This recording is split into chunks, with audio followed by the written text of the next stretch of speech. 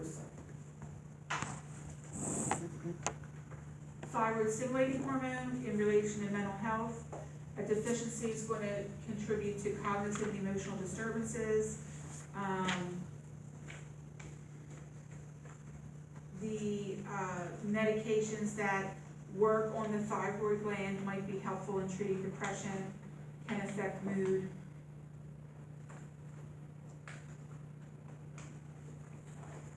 Adrenocorticotropic hormone regulates cortisol, which is a steroid, which helps with when you're stressed.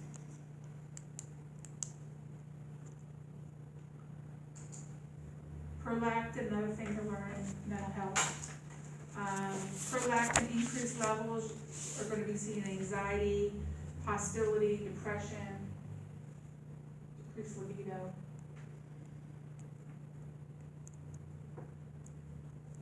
The gonadotropic hormone, I guess they decided to put two on one side there. So if you want to put a line to show that there's two on that side, decreased levels are going to be in depression and anorexia. Increased levels will be like increased sexual behavior and aggressiveness. Not necessarily aggressive sexual behavior, but aggressiveness. Melanocyte stimulating hormone suppresses appetite, helps with sexual arousal. A deficiency can lead to obesity, high levels of food intake because of being hungry, and sleep disturbances. That's a lot to remember. And truly, this is an overview of the whole semester. It really is. Okay. Huh? It's the whole semester. It's the whole semester. You can leave it after time. Sweet. Yeah. Test tomorrow. Test tomorrow, yeah. Schizophrenia is one of those other slides that just hit the fan. I don't know what happened. The print's pretty small for you, I apologize. But schizophrenia is a long-term mental disorder involving a breakdown in the relationship between thought, emotion, and behavior, leading to faulty perceptions of things, inappropriate actions and feelings, and truly a withdrawal from reality. Personal relationships sometimes turn into fantasies and vice versa.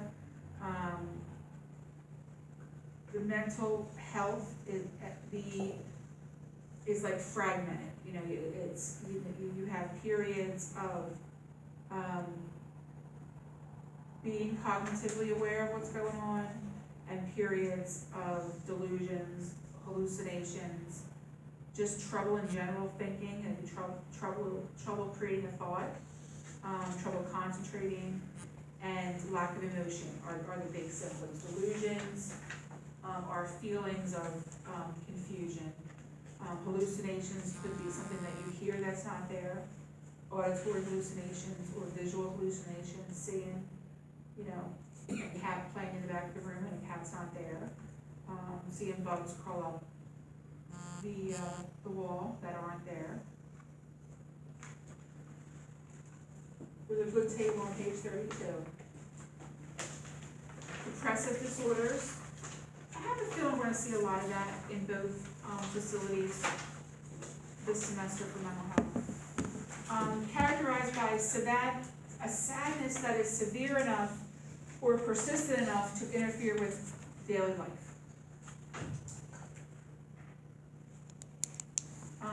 Often have a decreased interest or pleasure in activities that once caused you pleasure. If you like to go running, that was your way of stress relief. If you liked, reading books, and now all of a sudden you have a disinterest in the things that you were once interested in.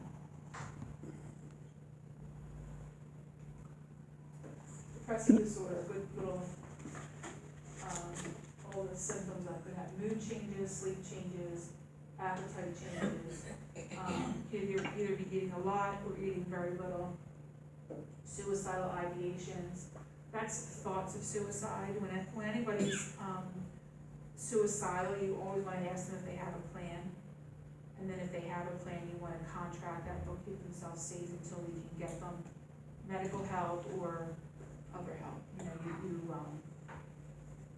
just a verbal contract is enough. Can you promise me that you'll, not try to hurt yourself? You know, we need to change your medications around, we wanna, you know, the psychiatrist will be in first thing in the morning, I'll see if I can get you first on the list, that type of thing. Bipolar disorder, brain structures involved, the frontal lobe, the temporal lobes, the limbic system. Neurotransmitter hypothesis is basically saying increased levels of norepinephrine and dopamine happen in mania. So bipolar disorder means you go from one high to a low. You have mania, which is one extreme, and then the major depression as the other extreme. Episodes of mood swings ranging from depressive lows to manic highs. Mania is high energy, not needing much sleep. And mania can get so overwhelming that you totally lose track. You're not in real life, you know, you totally lose track, lose touch with reality. Depression is the opposite, low energy, low motivation, loss of interest in daily activities. Depression is one of the only disorders that has the genetic link. It's a strong genetic link. And with twin and adoption studies, you know, it's not just your environment who give you adoption, because it's not the same, you didn't come from the same uterus type thing. But twins often have depression. It might be varied in, you know, mild to moderate to severe. But it's one of those things that depression and both bipolar have that similarity, that it might be familial or genetic. That's a really good depression and bipolar disorder.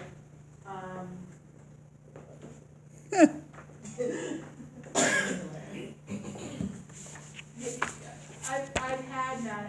I was a nurse at Fairmont way back when I first became a nurse, just as a second job. I didn't stay there long. They always put me on the kids unit, and I didn't want to be there. So I said, sayonara. But as a psych tech, while I was in nursing school, I was down the street, Henry Avenue, down at EPI, Eastern Pennsylvania Psychiatric Institute.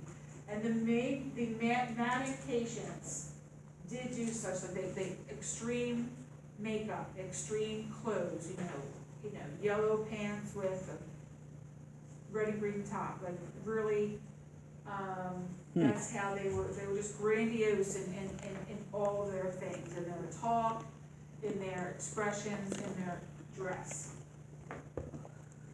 Dress was always inappropriate. The sign on the guy's shirt says, "Vote for me for the next president," so. And then depression is like on the other, you know, feelings of worthlessness, guilt, decreased appetite, sometimes increased, but usually decreased, constipation, insomnia. People just are in a funk and become very antisocial, become reclusive, and not really want to have relationships outside of themselves.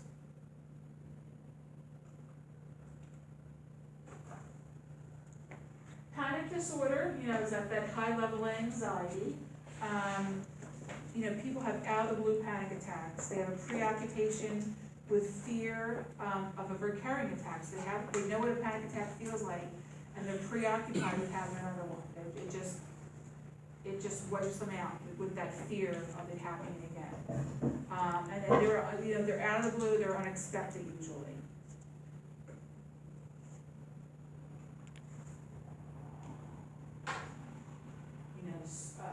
Out of the blue sweating and profuse sweating, upset stomach, hand, arm, leg vibrations, shallow breathing, like hyperventilating, like that. Fear of death, fear of the panic attack happening again. Anorexia nervosa, abnormally low body weight, people compulsively exercise, they obsess about what they weigh and obsess about what they eat. That they really, it's an unnatural preoccupation with those things. They have a distorted body image, with an unwanted fear of being overweight. They look in the mirror and they truly see an extra 40, 50, 60 pounds on themselves. They just don't see their ribs cage being protruding, they just don't see it. I had a patient, students of mine had a patient in clinical years ago, and she was from Friends Hospital, came to the acute care hospital, because of her inability to eat, not wanting to eat. And she, so she got a peg tube. They convinced her, parents talked her into it, got the peg tube. She learned how to fool with the peg tube. Instead of 40 milligrams or milliliters an hour, she had it down to 10. They're smart. Yeah, she didn't, this is what enabled her to gain weight. She didn't want any parts of it.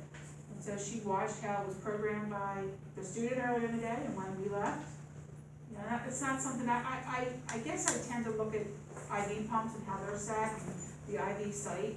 That's not something that you look at all the time, like this site, like she could have just disconnected it too, but it was connected, just at a slower rate. So she really did have a fear of being overweight.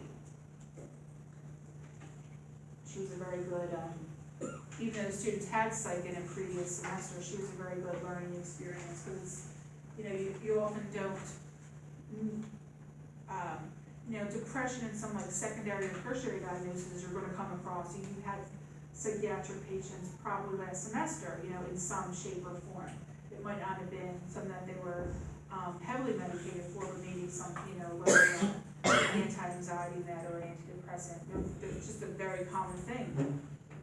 But, that she was a great learning experience for the students. She was very, something that we'll talk about on the weekend with alternative therapies and complementary therapies. She, before those adult coloring books came, she was coloring in a kid's coloring book, like that. And it was when those adult coloring books first came out, I thought of her right away. She was like in her early 20s, but I'm just saying that it was very relaxing for her. And she would just turn the page and color the next page, turn the page. Instead of watching TV, that was her thing to calm her down. That's not a really great depiction, but the person in the mirror is very, very skinny. The person facing us, and the person has a little bit thicker thighs. They really see themselves as severely overweight sometimes. Sometimes it's only 10 pounds, and that kills them. But sometimes people do see themselves in the mirror as 30, 40, or more pounds. Obsessive compulsive disorder.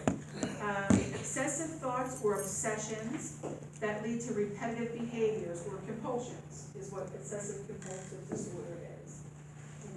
I turned off my curling iron. I have to go back in the house and check it. I really don't know if I turned it off. I have to go double check it. Or going back, make sure I locked my door. A lot of people, and some things are very minor. Drying a plate after you do the dishes. Drying a plate, and you need to dry it 12 times on the front side, 12 times on the back side. So it can be very extreme. There was a TV show out that had a lot of OCD patients. I forget what the name of it was though. Anybody remember? Anybody remember seeing that? Oh, it was TLC or Lifetime Challenge or something.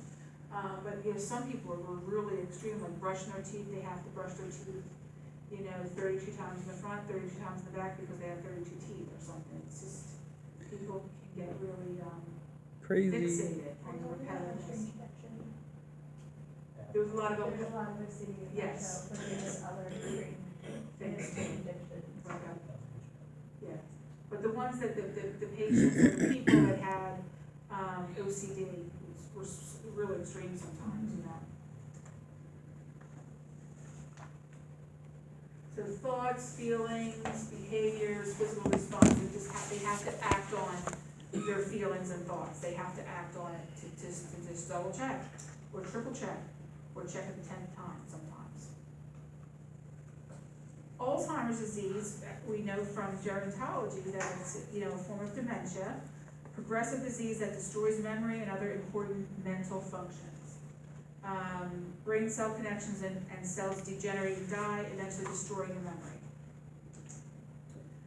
One of the big things with Alzheimer's disease is the problem-solving capability. They just, 1 + 1 might be doable, but 3 + 2 might not be. They just really cannot problem solve.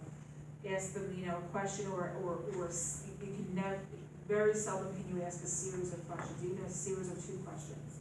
They won't remember the first one. And by the time you got to ask the second question, they will have forgotten what the first one was. So you want to ask one at a time if they can even do that.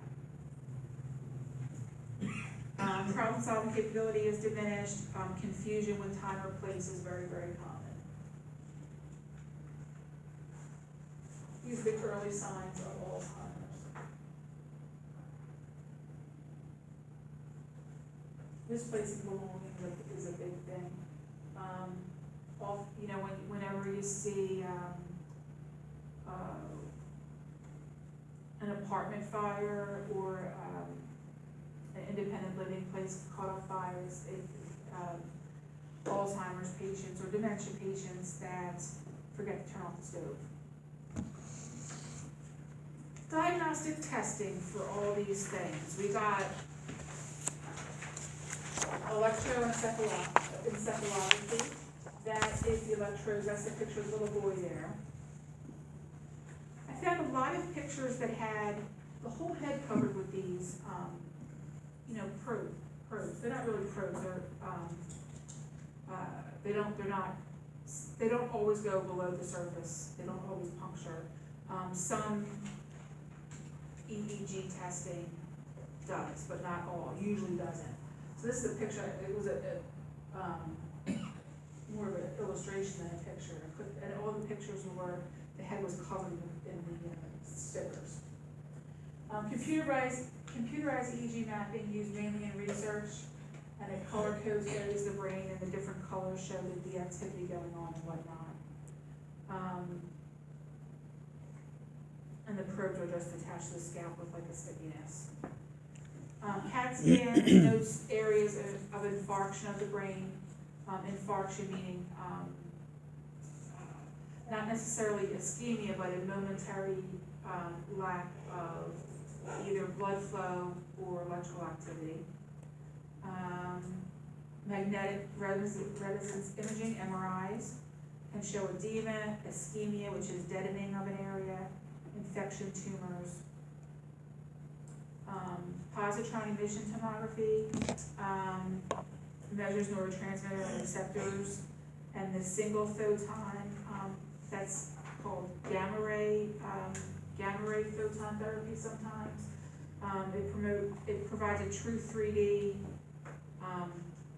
blood flow imaging to see if the brain's getting to the areas of the blood's getting to the areas of the brain that it needs to.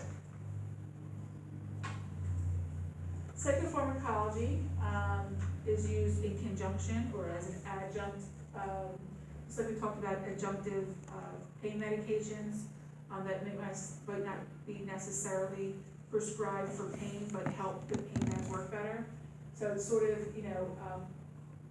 pharmacology is used in conjunction with group therapies and individual therapies to help with the diagnosis and to help the symptoms that they're having. Often overprescribed and misused. General practitioners tend to order a lot. You don't necessarily have to go to a psychiatrist or a psychotherapist. The general family doctors will order stuff, but you're going to have a benefit of therapy sessions with a specialist. And I don't know why family physicians think that it's okay to do that, because they're not going to deal with, most of the time, they're not going to deal with your diabetes. They're going to send you to an endocrinologist. There's probably not a family doctor in the world that will take care of diabetes anymore. They all send you out cardiology, whatever the case may be, they want you to, see the specialist, so I don't know why they don't do that more. Who's coughing, you okay? Okay. I couldn't see who was coughing, I thought it was Brittany at first, but it wasn't. Pharmacology, roles and responsibilities of the nurse. The physician will prescribe, we need to know, just like we learned from medication administration last semester. We know, we need to know the use, we need to know the side effects, we need to know, any contraindications. And we'll talk about this. I have a good video. Do you ever see like a Prezi video? I'm gonna send that to you. Cause I couldn't embed it in this and those outside websites aren't working today. We've been trying all afternoon. And then the guy from IT came, got it to work, and it didn't work when he came down. So I'll send you that. I've got to take a note of that.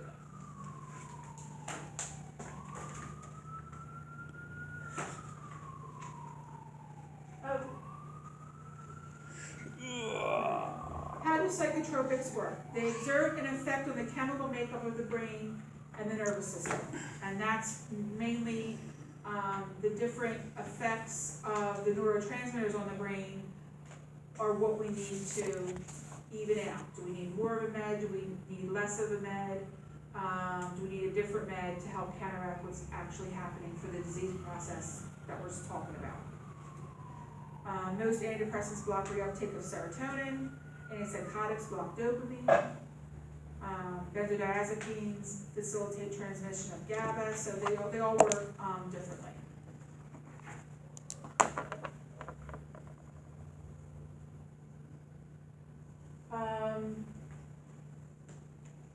Emphasis in the psychiatric nursing or psych. The physicians feel this way too. They think it's more the bio-psychological approach more so than just a psychological approach. They sort of look at the mind and body when approaching with the different medications. ANA Code of Ethics, does have, of course, it's very broad and, talks mostly about medical, even though it's a nursing, an American Nurse Association Code of Ethics. But it really discusses the principles that need to be affiliated with mental health. Autonomy of the patient, unless it becomes unsafe, that they can't be autonomous with their decisions.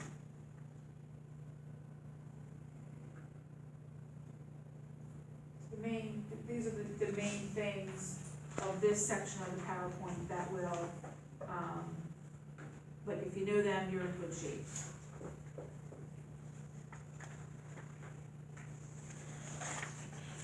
Assessment is, just like we do in an acute care facility for medical patients, we need to do a full review of systems and a full head-to-toe assessment for patients being admitted to see if there's any other problems. We just don't want to be focusing on mental health. We need to focus on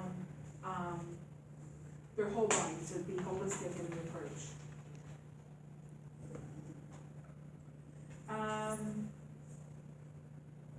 It's really important for client education that we're telling them the most recent evidence-based practice that's out there. That being educated allows them to have informed consent, or having it to be able to make an informed decision about what's being prescribed for them and whatnot. So a bunch of rights in the mental health setting. HIPAA applies there too.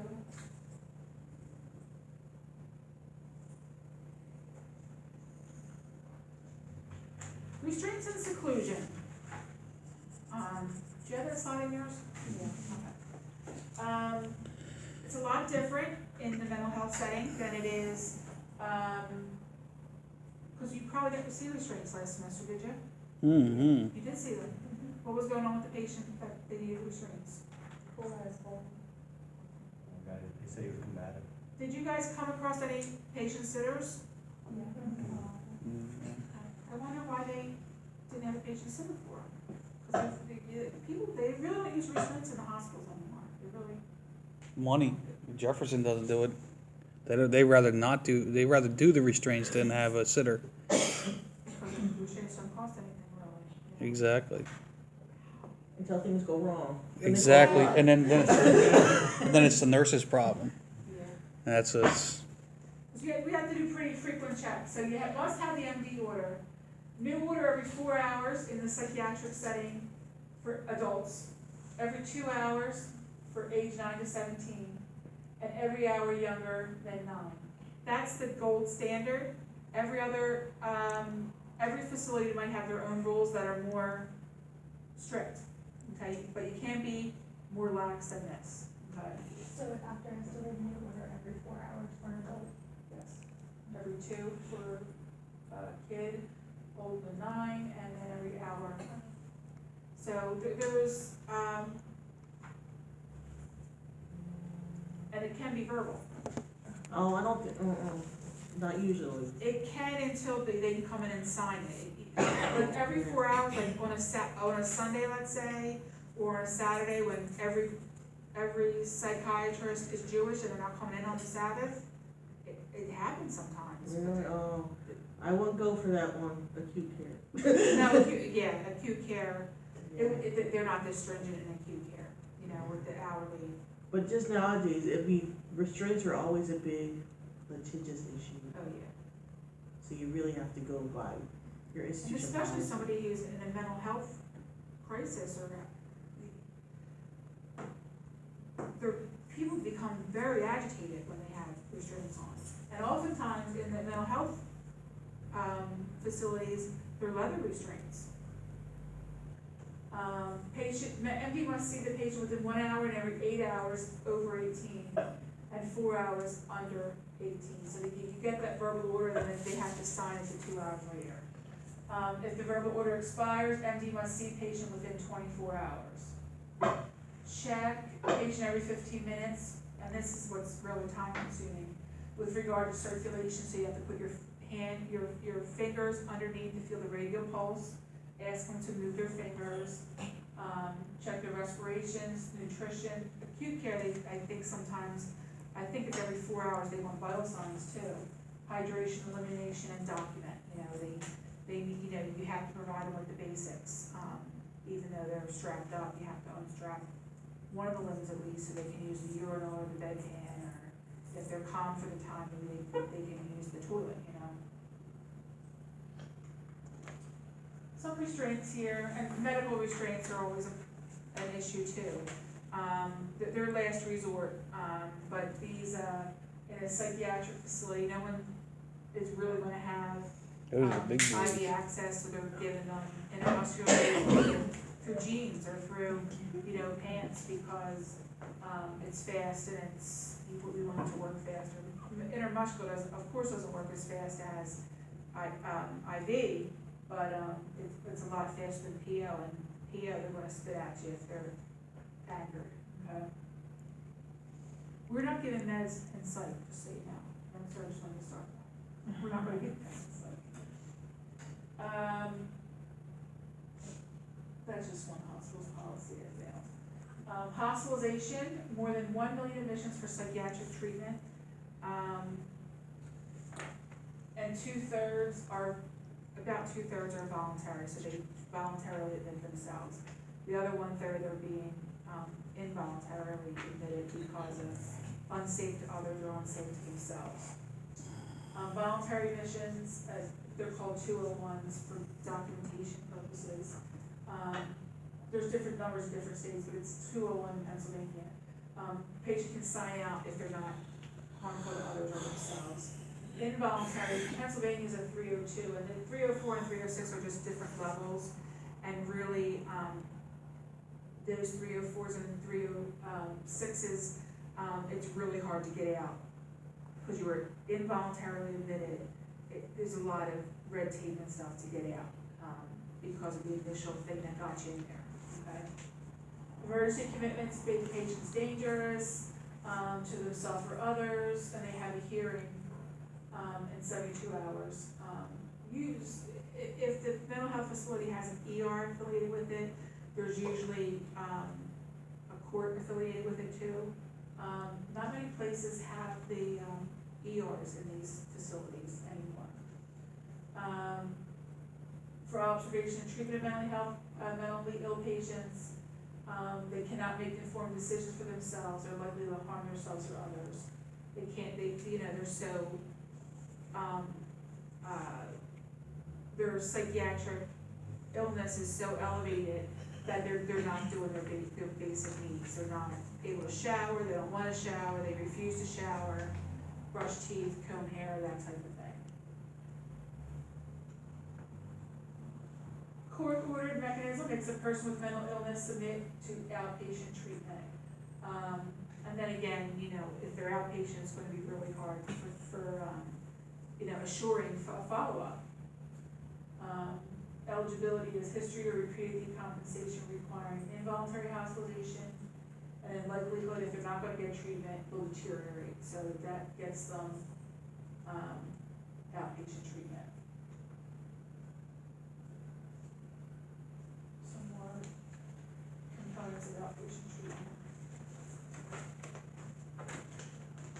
Look on your PowerPoint, how many pages do you have left? A million.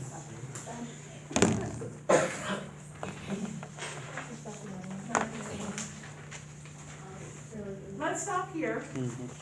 it's a good place to stop. Whether or not I will finish this on Thursday, if there's time at the end of what Ms. Schrager's doing, but I think what I'm gonna do is I'm gonna create another handout, a helpful handout, how that sounds. Mhm. I will make that happen and I will produce that to you on Thursday. Welcome back, guys.